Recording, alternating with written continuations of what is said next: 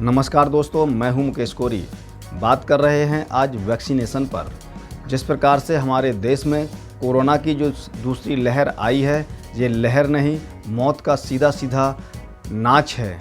ये सीधा सीधा कोरोना महामारी का कहर है और इस कहर से तभी बचा जा सकता है जब हम लोग वैक्सीनेशन करवाएंगे, अपने घरों पर सुरक्षित रहेंगे।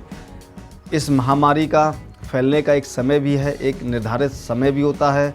हम लोग अधिक से अधिक मास्क का प्रयोग करें जब हम घरों से बाहर जाएं, जब हम बाज़ार विशेष काम से जाएं या किसी ऐसे काम के लिए घर से बाहर निकलें तो अपने मुंह को मास्क या तौलिए से ज़रूर ढकें। जी हाँ, और जिस प्रकार से हमारे देश में युवाओं को 18 प्लस का जो वैक्सीनेशन 2 मई को होना था, वो वैक्सीनेशन पूरे देश में सफल नहीं हो पाया। सफल न होने का वजह था कि हमारे पास उपलब्ध वैक्सीन नहीं थी, जिसकी वजह से हम वैक्सीनेशन नहीं करा सके। इस पर कई राज्यों ने अपनी असमर्थता केंद्र सरकार को स्पष्ट बता दी थी, लेकिन घबराने की कोई बात नहीं है। अब सभी लोगों को वैक्सीनेशन किया जाएगा। वैक्सीनेशन में कि यहाँ बहुत लंबी कतार है, बहुत लंबी लाइन है। जिन लोगों ने रजिस्ट्रेशन करा लिया है उनको सबसे पहले वहाँ पर बुलाया जाएगा।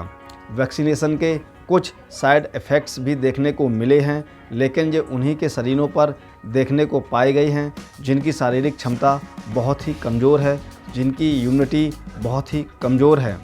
लेकिन मरीजों को एक सलाह है, या मरीज नहीं है, ऐसे व्यक्तियों को सलाह है कि वो वैक्सीनेशन करवाने से पहले जो डॉक्टर टीम है उसको ज़रूर बताएं कि उनकी बॉडी में ऐसा कोई रोग तो पहले से मौजूद नहीं है जिसकी वजह से वैक्सीनेशन उस पर उल्टा असर कर दे। जैसे कि आपको हाँफी तो नहीं आती है, आप दमा के मरीज़ तो नहीं हैं, या आपको पहले से बलगम तो नहीं आती है, क्योंकि बलगम अधिकांश जो आती है वो एक पैतृक जीन की बीमारी होती है। जैसे आप किसी टाइफाइड या बड़े बुखार से पीड़ित तो नहीं हैं, आप क्या लंबे समय से टीबी के मरीज़ तो नहीं हैं। ऐसी वो गंभीर बीमारी जो आपको शरीर में पहले से मौजूद हो, उसको सबसे पहले डॉक्टर्स टीम को बताएं। उनको अगर उचित होगा तो ही वो आपको वैक्सीनेशन करेंगे, अन्यथा वो आपको कोरोना से लड़ने के लिए दूसरी तरह की दवाइयों का उपयोग करेंगे। अब बात करते हैं वैक्सीनेशन हमारे देश में और हमारे देश के साथ साथ पूरे विश्व में कितने प्रतिशत किस देश में हुआ है, उस पर आज हम डालने की नज़र करते हैं। वैक्सीनेशन में कौन सा देश सबसे आगे चल रहा है और हमारा भारत किस नंबर पर है, वो भी आज हम बताने का प्रयास करेंगे। और कौन सा देश है जो सबसे नीचे पायदान पर है, जहां वैक्सीनेशन बहुत ही अभी कम हुआ है। आज हम सभी को वैक्सीनेशन की रिपोर्ट पर ही नज़र डालते हैं। और ये नज़र जो रिपोर्ट है, ये report over world data ORG के अनुसार वैक्सीनेशन की रिपोर्ट है कि किस देश में कितने वैक्सीन लगे हुए हैं। और नंबर 1 पायदान पर वैक्सीनेशन कराने वाला देश इज़राइल है।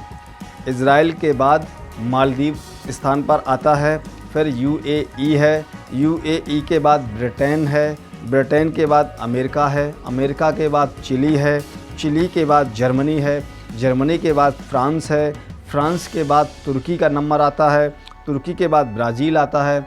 और पूरे देश में और पूरे विश्व के वैक्सीनेशन में भारत 11वें नंबर पर है। और भारत के बाद रूस का नंबर आता है, रूस के बाद नेपाल का नंबर आता है, नेपाल के बाद श्रीलंका का नंबर आता है, श्रीलंका के बाद बांग्लादेश का नंबर आता है, और सबसे निचले पायदान पर पाकिस्तान है। जी हाँ, ये वैक्सीनेशन का आधार है। यहाँ पर कितने प्रतिशत वैक्सीन हुआ है वो आप अभी स्क्रीन पर देखेंगे, आपको बाकायदा पूरा बताया जाएगा। तो जो कुल आबादी का हिस्सा है, जिससे कम से कम एक खुराक कोविड वैक्सीन की मिली है, 3 मई 2021 तक के ये ओवरऑल वर्ल्ड ORG की रिपोर्ट के अनुसार ये आंकड़े उपस्थित करवाए गए हैं। जी हाँ, इज़राइल में इस वक्त विश्व का पहला देश है जहां पर 62.5% वैक्सीनेशन पूरे देश में किया जा चुका है। उसके बाद मालदीव देश में 54.9% वैक्सीनेशन करवा दिया गया है। यूएई तीसरे पायदान पर है, यहाँ पर 51.4% वैक्सीनेशन हो चुका है। उसके बाद चौथे पायदान पर ब्रिटेन में 51 वैक्सीनेशन पूरे देश को करवा दिया गया है। पाँचवें नंबर पर अमेरिका। जिस प्रकार से अमेरिका में महामारी ने जो पैर पसारे थे वैक्सीनेशन के बाद, वहाँ पर जो रिकवर हुआ है, जो मौतों पर कंट्रोल हुआ है और पूरे अमेरिका में इस समय 44.1% लोगों को वैक्सीनेशन कर दिया गया है। छठवें नंबर पर चिली में 42.4% पूरे देश को वैक्सीनेशन हो चुका है। नंबर सातवां जर्मनी में 28% वैक्सीनेशन हो चुका है। फ्रांस में वैक्सीनेशन 23.3% पूरे फ्रांस के अंदर फ्रांस सरकार ने वैक्सीनेशन करवा दिया है। उसके बाद 9वें नंबर पर तुर्की में भी 16.5% वैक्सीन हो गया है। नंबर 10 पर ब्राज़ील, जहां मौत का तांडव सबसे पहले पूरे विश्व में ब्राज़ील में देखने को मिला था। ब्राज़ील में किस प्रकार से लाशों का जो ढेर लग गया था, तो ब्राज़ील में 14.1% लोगों को वैक्सीनेशन किया जा चुका है। ब्राज़ील के बाद भारत 11वें नंबर पर है और भारत में इस वक्त कोविड की दूसरी लहर बहुत ही भयंकर स्थिति में है और इसी के साथ भारत में वैक्सीनेशन भी चल रहा है और यहाँ पर 9.3% सरकार ने वैक्सीनेशन करवा दिया है।